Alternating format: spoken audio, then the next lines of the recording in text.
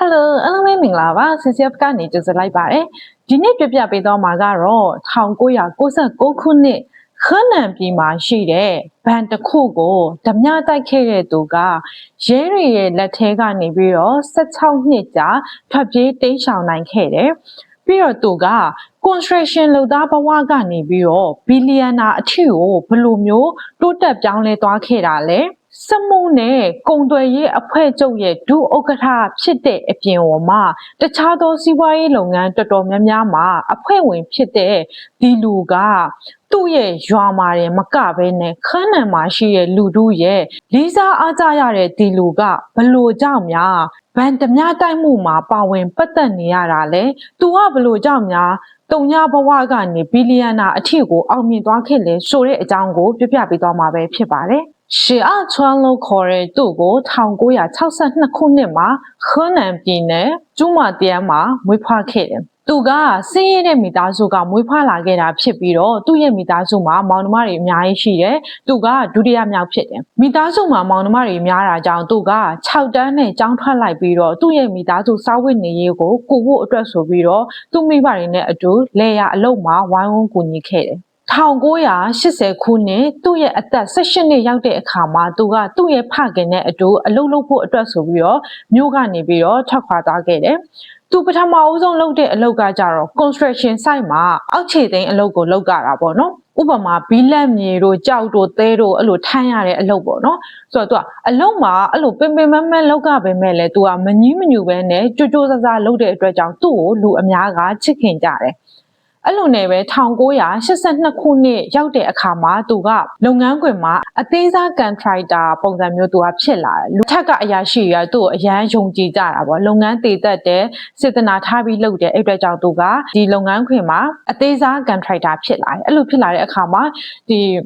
လုပ်ငန်းရှင်တော်တော်များများသူ့အလုပ်အပ်ကြတာပေါ့နော် project တစ်ခုရှိတယ်ညို့ပေးမယ်အဲ့လိုမျိုး project တွေသူ့ကိုပေးတဲ့အခါမှာသူက construction site ဖြစ်တဲ့အတွက်ကြောင့်သူအလုပ်သမားတွေလိုတာကိုအလုပ်သမားတွေလိုတဲ့အခါကျရင်သူကသူ့ရဲ့ရွာကိုပြန်တယ်သူ့ရွာကိုပြန်ပြီးလို့ရှိရင်သူကရွာမှာရှိတဲ့အလုပ်လိုချင်တဲ့သူတွေပေါ့ဟိုသူ့ညီအကိုတွေလို့ပဲပြောရမှာပေါ့နော်သူ့ညီအကိုတွေတခြားအပေါင်းအသင်းတွေကိုသူကလူစုတယ်အဲ့ဆိုတော့သူကရွာတစ်ခါပြန်လို့ရှိရင်3-4ရက်လောက်ကြာတယ်3-4ရက်ကြာပြီးတော့လူစုတယ်လူစုပြီးတော့သူ့ရဲ့ site အတွက်ဥမာအယောက်20လိုလား30လိုလားအဲ့လိုလိုတဲ့လူကိုသူကစုပြီးလို့ရှိရင်မြို့ပြန်တက်လာပြီးတော့သူကဒီ construction site မှာအတူတူလုပ်တာပေါ့နော်အဲ့ဒါဆိုတော့သူနဲ့ဒီသူ့ရဲ့အလုပ်တူတူလုပ်တဲ့ညီကိုတွေကလည်းအရန်ကိုကောင်းတဲ့ဆက်ဆံရေးရှိကြတယ်အဲ့လိုနဲ့သူကအဲ့လိုမျိုးအလုပ်ကြိုးစားလုပ်လာလိုက်တာ1996ခုနှစ်မှာ project manager တယောက်ပေါ့နော်သူအဲ့လူတယောက်က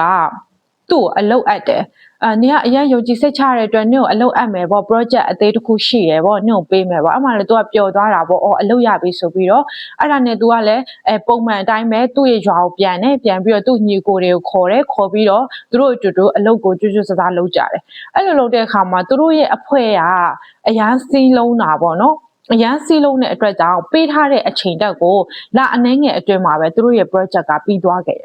်ပြီးသွားတဲ့အခါမှာ तू ကတော့မျှော်လင့်ထားတာတော့သူ့ညီကိုတွေလည်းလောက်ခလာစာရပြီဆိုပြီး तू အဲ့လိုပြောနေတယ်ဒါပေမဲ့မထင်ထားတာကအဲ့ဒီသူ့ကိုအလုပ်အပ်တဲ့ project manager ကတထေးရှီကသူတို့ရဲ့လုပ်အားခပေးတဲ့ပတ်စံတွေကိုအဲ့ project manager ညာပြီးယူသွားပြီးသူတို့တွေကိုပတ်စံတစ်ကြက်မှမပေးဘဲထားခဲ့တယ်သူ့ကိုအဓိက तू ကခေါင်းဆောင်သဘောမျိုးဖြစ်နေရောသူ့ကိုပတ်စံမပေးဘဲထားခဲ့တဲ့အခါမှာ तू ကအရန်ကိုစိတ်မကောင်းဖြစ်သွားတာပေါ့နော်ဘာလို့ဆိုတော့ तू ကသူ့ရွာလူတွေကိုခေါ်လာပြီးအလုပ်ရမယ်ဆိုပြီးတော့သူတို့အလုပ်တူတူလုပ်ကြတယ်ဒါပေမဲ့အလုပ်ပြီးသွားတဲ့အခါမှာလုပ်အားခပေးဖို့အတွက်သူ့မှာပတ်စံမရှိဘူးဖြစ်နေပတ်စံမရှိဘူးဖြစ်တော့သူကပထမဆုံးအနေနဲ့ကြတော့သူကရွာပြန်ပြီးတော့သူ့စုထားတဲ့ပတ်စံတွေပေါ့နော်စုထားတဲ့ပတ်စံတွေကိုသူကယူလာပြီးတော့သူ့ညီကိုတွေကိုသူခွဲပေးတယ်ဒါပေမဲ့ဒီလုပ်အားခပေးရမယ့်ပတ်စံကရွာ4သိန်းဆိုတော့သူ့မှာရှိတဲ့ငွေနဲ့လည်းမလောက်တဲ့ခါကျသူအရန်ကိုဝမ်းနေတာပေါ့သူ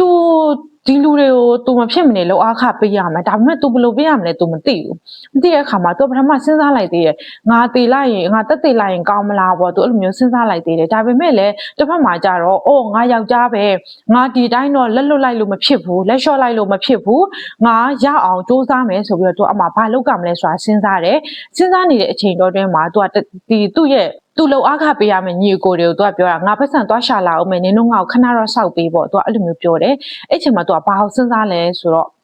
ဘန်ဓမြတိုက်မှုကို तू ကစဉ်းစားဖြစ်သွားတယ်အဲ့လိုနဲ့ तू ကသူ့ရဲ့အရန်ရင်းနှီးတဲ့ညီကိုနှစ်ယောက်ကို तू ကအဲ့ဘန်ဓမြတိုက်ဖို့အတွက်ကို तू ကအတူတူပူပေါင်းလိုက်တယ်ပူပေါင်းလိုက်ပြီးတဲ့အခါမှာ तू ကဟိုအမဲလိုက်တနက်တစ်လက်ကို तू ကဝယ်လိုက်တယ်ဘန်ဓမြတိုက်တဲ့အချိန်မှာသုံးဖို့ပေါ့နော်အဲ့လိုနဲ့ तू ကအဲ့အနှဲငယ်မှာသူတို့ကဘယ်ဘန်ကိုဓမြတိုက်ရမလဲဆိုပြီးတော့သူတို့က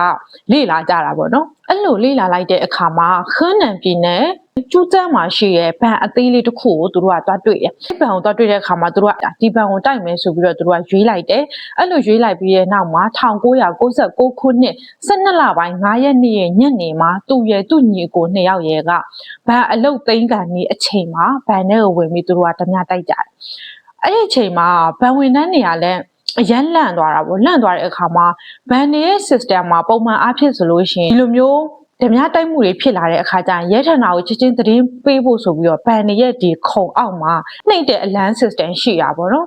်အဲ့ဒါနဲ့အဲ့ဒီကဝန်ထမ်းတယောက်ကအော်ဒီလိုဓမြလိုက်တိုက်တယ်ဆိုတော့သူကလည်းကြောက်အားလန့်အားနဲ့အဲ့အလန်း system ကိုနှိမ့်လိုက်တဲ့အခါမှာအလန်းမြည်သွားတဲ့အခါမှာရှေ့ကချွမ်းကလည်းသူကလည်းကြောက်ပြီးတော့အလန်းမြည်သွားပြီဆိုတော့ကြောက်ပြီးတော့သူအဲ့တယောက်ကိုတနက်နဲ့ပြစ်လိုက်တာပြစ်လိုက်တဲ့အခါမှာအဲ့တယောက်ထိသွားတယ်ပေါ့နော်ထိသွားပြီအဲ့တယောက်ကတော့တေသွားတယ်ပေါ့နော်နောက်ပိုင်းမှာဆိုတော့အဲ့တယောက်ထိသွားတဲ့အခါမှာသူတို့ကလည်းတစ်ခါမှမလုပ်ဘူးတဲ့အခါကျတော့သူကလည်းအရန်လန့်တဲ့အခါမှာပထမကသူတို့ကဒီဝန်ထမ်းလုပ်အားခပေးဖို့အတွက်ရွမ်၄သိန်းပဲယူမယ်လို့သူတို့ကစဉ်းစားထားတာဒါပေမဲ့တကယ်လဲဓမြတိုက်ရောအကုန်လုံးကဝယုံသုံးကားနဲ့ကြောက်အားလက်အားတွေဖြစ်တဲ့အခါကျတော့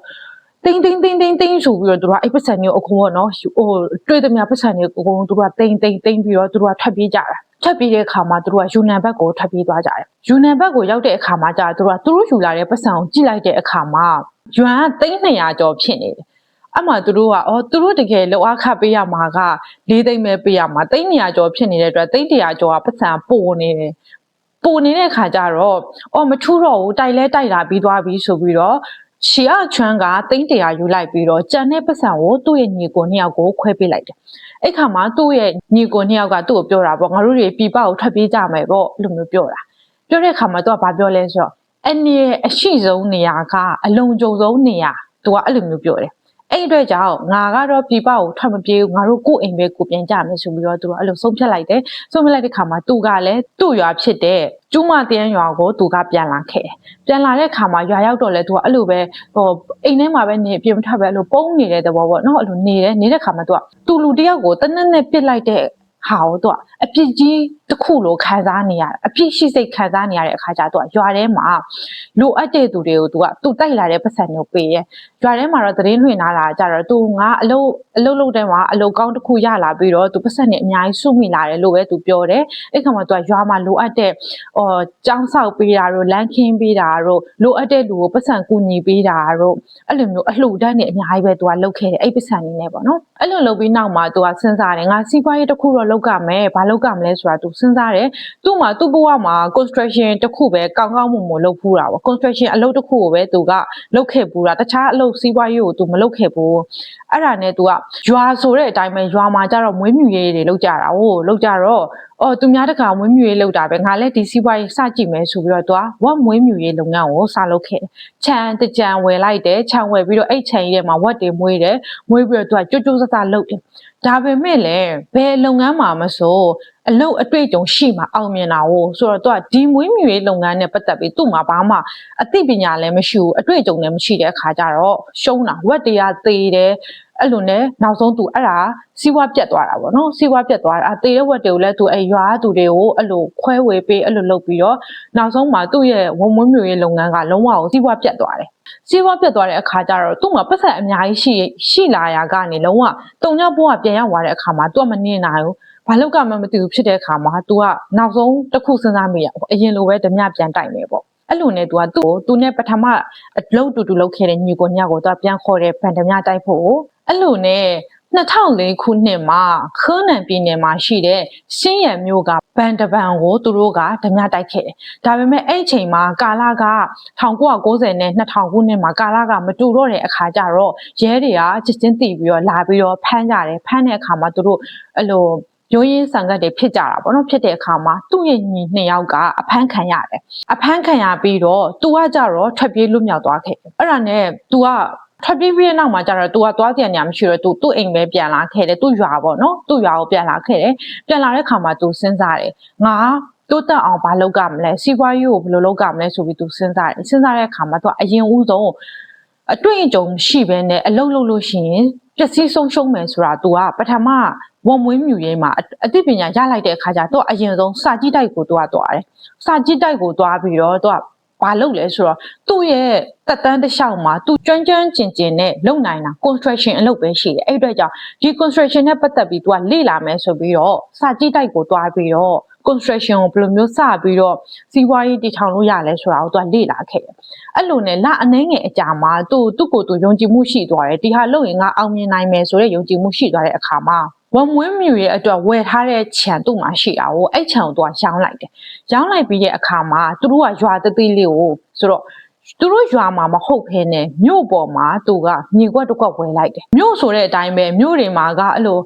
စီတီမတ်စောက်မယ်အိမ်စောက်မယ်အဲ့လိုတွေအတွက်ကိုမြေတွေလိုက်ဝယ်တဲ့သူတွေရှိတာဟုတ်အဲ့ချိန်မှာသူ့ရဲ့မြေကိုလာဝယ်တဲ့သူရှိတဲ့အခါမှာသူကအဲ့ဒီကနေပြီးတော့အမျက်နည်းနည်းရခဲ့တယ်အဲ့ဒီကအမျက်ရတဲ့အခါမှာသူကဘာထက်လုပ်လဲဆိုတော့မပြီးပြတ်သေးတဲ့ construction site တွေကိုသူကလိုက်ဝယ်တယ်လိုက်ဝယ်ပြီးတဲ့အခါမှာသူ့ရဲ့ညီအကိုတွေနဲ့ပဲသူကအတူတူအဲ့ဒီမပြီးသေးတဲ့ construction site တွေကိုအသစ်ပြန်မိုးမှန်တယ်မိုးမှန်ပြီးတဲ့အခါမှာသူကပြန်ရောင်းတယ်အဲ့လိုနဲ့သူကလှုပ်လာလိုက်တာကိုတဖြည်းဖြည်းနဲ့သူ့ရဲ့စီးပွားရလုံးဝကိုထောင်တက်သွားတာပြီးတော့အဲ့ဒီကာလမှာလည်းဒီတရုတ်ပြည်မှာဒီ construction လုပ်ငန်းကအရန်ကိုတိုးတက်နေတဲ့အချိန်ဈေးကအခန်းဈေးကွက်ကလည်းကျတယ်လို့မရှိဘူးအတက်ကြီးပဲဆိုတဲ့အခါကျ तू ကအဲ့လိုမပြီးသေးတဲ့ construction တွေကိုဝယ်ပြီးလို့ရှိရင် तू ကပြန်ပြီးမိုးမှန်တယ်အခန်းတွေအကုန်လုံးပေါ့ decoration ပြန်မိုးမှန်တယ်ပြီးလို့ရှိရင်ဈေးတင်ပြီးပြန်ရောင်းတယ်အဲ့လိုနဲ့ तू ကကြီးပွားလာလိုက်တာရွာငွေသိန်း100ကျော်တဲ့အထီကို तू ကအမျက်ငွေရခဲ့တယ်အဲ့ဒီအချိန်မှာနောက်ပိုင်းကျတော့ဒီ construction လောကကိုအလုပ်တဲ့သူများလာတဲ့အခါကျ तू ကအဲ့ဒီအလုပ်ကိုမလုပ်တော့ဘဲနဲ့ရက်လိုက်တယ်ရက်လိုက်ပြီးတော့နောက်တစ်ခုဘာလုပ်လဲဆိုတော့ကုမ္ပဏီတွေကိုပဲငှားလို့ရတဲ့အခန်းတွေကိုသူကဝယ်လိုက်တယ်။ဥပမာဆိုရင်ကိုရီမြန်မာမှာဆိုလို့ရှိရင်အဲ့လိုမြန်မာပလာဇာလိုနေရာမျိုးမှာဆိုရင်အောက်မှာက shopping mall အပေါ်မှာဆိုကုမ္ပဏီတွေရှိတာကိုဆိုတော့အဲ့လိုနေရာတွေကိုသူကလိုက်ဝယ်တယ်ဝယ်ပြီးတော့ကုမ္ပဏီတွေကိုပြန်ပြီးတော့ငှားစားတယ်။အဲ့လိုနဲ့သူကပတ်စံနေတောက်လျှောက်ဝင်တာပေါ့နော်။ဝင်လာပြီးတဲ့နောက်မှာလဲသူကအဲ့ဒီခန်းနံမှာပဲအခန်းတွေအများကြီးဝယ်တယ်အခန်းတွေကိုပြန်ငှားစားတယ်သူကအဲ့အလုပ်နဲ့တင်စီးပွားတက်လာတာပေါ့2016မှာဆိုလို့ရှိရင်သူကဒီကျွန်းမတရားမှာပဲ Real Estate and Development Engineering Company ကိုပါသူကတည်ထောင်နိုင်ခဲ့တယ်အဲ့လိုနဲ့သူကချမ်းသာလဲတဖြည်းဖြည်းနဲ့ငွေပေါ်ငွေထွက်ပြီးတော့တောက်လျှောက်တတိဖြစ်လာတာပေါ့နော်အဲ့လိုချမ်းသာလာတဲ့အခါမှာသူကမိန်းမကို4ယောက်ယူခဲ့သူတို့ရှိမှာအဲ့ချိန်တော့တရားဝင်မိန်းမ1ယောက်ပဲယူခွင့်ရှိတယ်ဒါပေမဲ့အငယ်နှောင်းထားလို့ရတယ်အဲ့လိုခက်ပေါ့နော်အဲ့လိုအခြေအနေမှာသူကမိန်းမ4ယောက်ယူခဲ့ပြီးတော့တာသမီ12ယောက်မွေးဖွားခဲ့တယ်အဲ့ဒီသူ့ရဲ့မိန်းမ4ယောက်နဲ့တာသမီ12ယောက်ကိုလည်းသူကအဲ့ဒီတအိမ်ထဲမှာပဲအတူတူထားတာပြီးတော့သူတို့ကရန်ဖြစ်တာမျိုးလည်းမရှိဘူးအဲ့ဒီမိန်းမ4ယောက်နဲ့တာသမီ12ယောက်သူကပျော်ပျော်ပါးပါးပဲနေကြတယ်အဲ့လိုအပြင်လျှောက်သွားပြီဆိုလဲအဲ့4ယောက်လုံးနဲ့တာသမီ12ယောက်လုံးပါပြီးတော့ပျော်ပျော်ပါးပါးသွားတယ်စားတောက်ဆိုင်ကိုအတူတူသွားစားကြတယ်အဲ့ဒါဆိုတော့ဒီခန်းထဲမှာသူ့ကိုမသိတဲ့သူမရှိဘူးလုပ်ငန်းမှာဆိုလဲအရန်အောင်မြင်တယ်လူမှုဆက်ဆံရေးတွေကောင်းတယ်အလှူဒန်းတွေလည်းအရန်လုပ်တယ်မိသားစုပေါ်လဲတာဝန်ရှည်တဲ့သူသိရမလားအဲ့လိုမျိုးကွာဂုံသတင်းအရန်ကြော်ကြားတာပေါ့သူကအဲ့လိုနဲ့သူကအဲ့ဒီစီးပွားရေးအပြုံမှာနောက်ပိုင်းမှာဆိုလို့ရှိရင် restaurant နဲ့ hotel line ဘက်ကိုပါသူကဝင်လာပြီးတော့အဲ့ restaurant နဲ့ hotel line ကအလုပ်တွေကိုပါသူကစီးပွားရေးတွေပါလုပ်ခဲ့တယ်အဲ့လိုနဲ့သူကဒီ hotel နဲ့စီးပွားရေး line မှာပဲဖြစ်ဖြစ် construction line မှာပဲဖြစ်ဖြစ်သူ့ကိုမသိတဲ့သူမရှိဘူးလုံးဝနာမည်ကျော်ကြားပြီးတော့ဂုဏ်သတင်းအောင်မြင်တဲ့သူကဖြစ်လာခဲ့တယ်ဆိုတော့ तू ကချမ်းသာလာလေသူ့ရဲ့အတိတ်မှာလုပ်ခဲ့တဲ့ဒီဗန်ဒမြတိုက်မှုမှာလူတက်ခဲ့တဲ့ဟာကိုအမြဲအမှတ်ရတော့ तू ကသူ့စိတ်မှာမပြောဘူးတစ်ဖက်မှာအပြစ်သားတယောက်လိုခံစားရတဲ့အတွက်ပတ်စံရလေတစ်ဖက်မှာအလှူဒန်းလုပ်လေဒီဘက်ကပတ်စံဝင်ရင်ဒီဘက်မှာအလှူဒန်းလုပ်တယ်သူကအဲ့လိုမျိုးပေါ့အဲ့လိုဆိုတော့လူတွေရဲ့အမြင်မှာကျတော့သူကစီးပွားရေးလည်းလုပ်တယ်အလှူဒန်းလည်းရက်ရောတယ်အရန်ကောင်းတဲ့သူတော်ကောင်းကြီးပေါ့နော်လူတွေအားလုံးကသူ့ကိုလေးစားပြီးတော့အတူယူကြတယ်ချစ်ခင်ကြတယ်နဲ့တွားတဲ့နေရာတိုင်းမှာသူကစမ်းပွင့်တယ်ပေါ့အဲ့လိုမျိုးပေါ့အဲ့လိုနဲ့သူကနောက်ပိုင်းမှာဆိုလို့ရှိရင်သူကစက်မှုနဲ့ကုန်သွယ်ရေးအဖွဲ့ရဲ့ဒုတိယဥက္ကဋ္ဌအထီကိုသူကဖြစ်လာခဲ့တယ်ပြီးတော့တခြားစီးပွားရေးလုပ်ငန်းအဖွဲ့တော်တော်များများမှာဆိုလဲသူ့ကိုလူတိုင်းကအဖွဲ့ဝင်ဖြစ်ထည့်ထားကြတာပေါ့ဘာလို့ဆိုအောင်မြင်တဲ့သူဇာရိတကောင်းတယ်အလှူဒန်းလည်းအများကြီးလုပ်တယ်ဆိုတော့နေရာတကာမှာရှိတဲ့အဖွဲ့တိုင်းကသူ့ကိုပါဝင်စေခြင်းတဲ့အတွက်အဲ့ခန်းထဲမှာရှိတဲ့အဖွဲ့ဝင်တိုင်းမှာသူကပါဝင်နေတယ်ပေါ့နော်အဲ့လိုနဲ့သူစာရှုံးမဲ့ရက်ကိုရောက်လာခဲ့တယ်အဲ့ဒါကဘာလဲဆိုတော့ သူ့ရဲ့3ယောက်မြောက်အမျိုးသမီးပေါ့နော်သူ့ရဲ့3ယောက်မြောက်အမျိုးသမီးကတရက်မှာအဲ့လိုမနက်စောကြီးထွက်သွားတယ်ညနေလောက်မှပြန်လာတယ်အဲ့လို2ရက်3ရက်လောက်ဖြစ်လာတဲ့အခါမှာသူ့ရဲ့စိတ်ထဲမှာကသူ့မိန်းမသူ့ကိုဖောက်ပြန်နေလားမသိဘူးဆိုတဲ့အတွေးမျိုးသူကဝင်သွားတာအဲ့လိုဝင်သွားတဲ့အခါမှာသူကသူ့မိန်းမကိုပြောပြီးတော့အဲ့3ယောက်မြောက်မိန်းမနဲ့သူကစကားများကြတာပေါ့များကြတဲ့အခါမှာမိန်းမလည်းအရန်စိတ်ဆိုးတာနင်ငါ့ကိုဒီလိုမျိုးထင်စရာလားငါအဲ့လိုလုပ်စရာလားနင်မယုံလို့ရှိရင်ငါတို့ဒီကလေးတွေကနှစ်ကလေးဟုတ်မဟုတ်ကိုစေးသွားစစ်ကြမယ်သူကအဲ့လိုမျိုး3ယောက်မြောက်မိန်းမကပြောတယ်အဲ့ခါမှာသူကလည်းသူ့ရဲ့စိတ်ထဲကတန်တရားရှင်းသွားအောင်ဆိုပြီးတော့စေးသွားစစ်မယ်ဆိုပြီးတော့သူကတရက်မှာစေးရုံကိုပိုကင်လုပ်ပြီးတော့သူ့ဒီ3ယောက်မြောက်မိန်းမကမွေးလာတဲ့သားသမီးတွေကသူ့သားသမီးဟုတ်မဟုတ်ဆိုတဲ့အရာကိုသိဖို့အတွက်စေးသွားစစ်ကြတယ်အဲ့လိုနဲ့စေးစစ်ပြီးရဲ့နောက်မှာကံကောင်းတာတစ်ခုကဒီသားသမီးရဲ့အကောင်လုံးကသူ့ရဲ့သွေးသားအရင်အချာတွေဖြစ်တယ်ကံဆိုးတာတစ်ခုကဘာလဲဆိုတော့သူကစေးစစ်တဲ့အခါကျတော့သူ့ရဲ့ဒီလက်ပွေတွေ DNA တွေကိုဒီစေးရုံကိုပေးရတာဟိုပေးရတဲ့အခါမှာအဲ့ဒီအချိန်မှာလည်းဒီသူတို့ရဲ့ system တွေကကောင်းမွန်လာပြီဖြစ်တဲ့ကြောင့်ဒီစေးရုံမှာရှိတဲ့လူအားလုံးရဲ့ဒီစေးမှတ်တမ်းတွေအကောင်လုံးကရဲတွေရဲ့စာပါတဲ့ကိုသူတို့ကသတင်းပို့ရတယ်ဆိုတော့ဒီစေးလာစိတ်တဲ့လူကသူတို့အလိုရှိတဲ့ထွက်ပြေးတင်းရှောင်နေတဲ့တန်တရားခံတွေဖြစ်မဖြစ်ဆိုတာသိရဖို့အတွက်စေးရုံရဲ့စာပါလင်းနဲ့ဒီရဲတွေရဲ့စာပါလင်းနဲ့သူတို့ကချိတ်ထားတဲ့အခါကျတော့ဒီရချွမ်းရဲ့လက်ပွေကရဲတွေရဲ့စာပါတဲ့ကိုရောက်သွားတဲ့အခါမှာ1996ခုနှစ်ခန်းနန်ကဗန်ဓမြတိုက်မှုမှာပါဝင်ခဲ့တဲ့တန်တရားရှိသူဆိုတာကိုဟိုဘက်စာပါမှာသွားပြီးပေါ်တယ်ပေါ်တဲ့အခါကျတော့ရဲတွေကဒါကိုချက်ချင်းသိသွားတဲ့အခါမှာ2015ခုနှစ်အောက်တိုဘာလ22ရက်နေ့မှာသူ့ကိုဗန်ဓမြတိုက်မှုမှာပါဝင်တဲ့တန်တရားရှိသူအနေနဲ့ဖမ်းဆီးလိုက်ကြတယ်အဲ့လိုဖမ်းတဲ့အခါကျတော့ခန်းနန်ကလူတွေကသိရမလားသူကအဲ့လိုလုပ်เสียလားဒီလောက်သဘောထားကောင်းပြီးတော့ donation တွေအများကြီးလုပ်တဲ့လူတယောက်ကအဲ့လိုမျိုးမဖြစ်နိုင်ဘူးဆိုပြီးတော့လူတွေကလည်းအုံကြွလာကြတဲ့အခါမှာဒီရဲဌာနကနေပြီးတော့အောက်တိုဘာလ28ရက်နေ့မှာသတင်းစာရှင်းလင်းပွဲလုပ်ပြီးတော့ဘာကြောင့်သူ့ကိုဖမ်းလာပါဘလို့အချက်တွေကြောင့်သူ့ကိုဖမ်းလာပါဆိုပြီးတော့သတင်းစာရှင်းလင်းပွဲအထီကိုပါလုပ်ခဲ့ရတယ်။အဲ့လိုနဲ့သတင်းစာရှင်းလင်းပွဲပြီးမှာတော့နိုဝင်ဘာလ28ရက်နေ့မှာသူဟာတကယ်ပဲဗန်ဓမြတိုက်မှုရဲ့တန်တရားရှိသူအစစ်အမှန်ဖြစ်တယ်ဆိုတာကိုသူတို့အတည်ပြုလိုက်ကြတယ်။အဲ့လိုနဲ့အဖမ်းခံရတဲ့အချိန်မှာသူပြောတာကဗန်ဓမြတိုက်မှုအပြီးနှစ်တည်းမှာဆိုရင်သူတရက်မှပျော်ပျော်ရွှင်ရွှင်မအိပ်ခဲ့ရဘူးပေါ့။သူအမြဲတမ်းအပြစ်ရှိစိတ်ကိုသူခံစားရတယ်အဲ့အတွက်ကြောင့်လဲသူအောင်မြင်လာတာနဲ့အမျှဒီအပြစ်တွေးကိုသူကဆက်ဖို့အတွက်ဆိုပြီးတော့တစ်ဖက်မှာအလှူဒါနတွေအများကြီးလုပ်ခဲ့တာပါဆိုပြီးတော့သူကအဲ့လိုမျိုးထုတ်ပြောလာတယ်ပေါ့နော်သူ့ရဲ့အမှုကို2018ခုနှစ်ဧပြီလ28ရက်နေ့မှာကြားနာခဲ့ပြီးတော့နောက်ပိုင်းမှာသူ့ကိုတိမ်မိတ်ချမှတ်လိုက်တယ်အဲ့လိုနဲ့ပဲ construction လုပ်သားဘဝကနေပြီးတော့ဘီလီယံနာအထိကိုတိုးတက်အောင်မြင်လာခဲ့တဲ့သူ့ရဲ့ဘဝကြီးက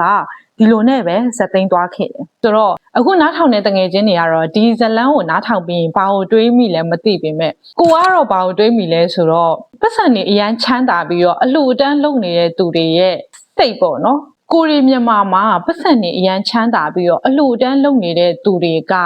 တကယ်ရောသူတို့ရဲ့နောက်ကွယ်မှာဖြူဖြူစင်စင်နဲ့ရှာထားတဲ့ပတ်စံနေဟုတ်ရဲ့လားဆိုတော့သူတို့လုပ်ခဲ့တဲ့မတရားမှုတွေကိုဖုံးကွယ်ဖို့အတွက်တစ်ဖက်မှာအလှူအတန်းတွေအများကြီးလုပ်ပြီးတော့သူတို့ကိုအားကြအောင်လို့လုပ်ပြနေရလို့ပဲကိုကတော့အဲ့လိုမျိုးတွေးမိသွားတယ်အဲ့အတွက်ကြောင့်ကိုရီရဲ့ပါဝင်ကျင်မှာလဲ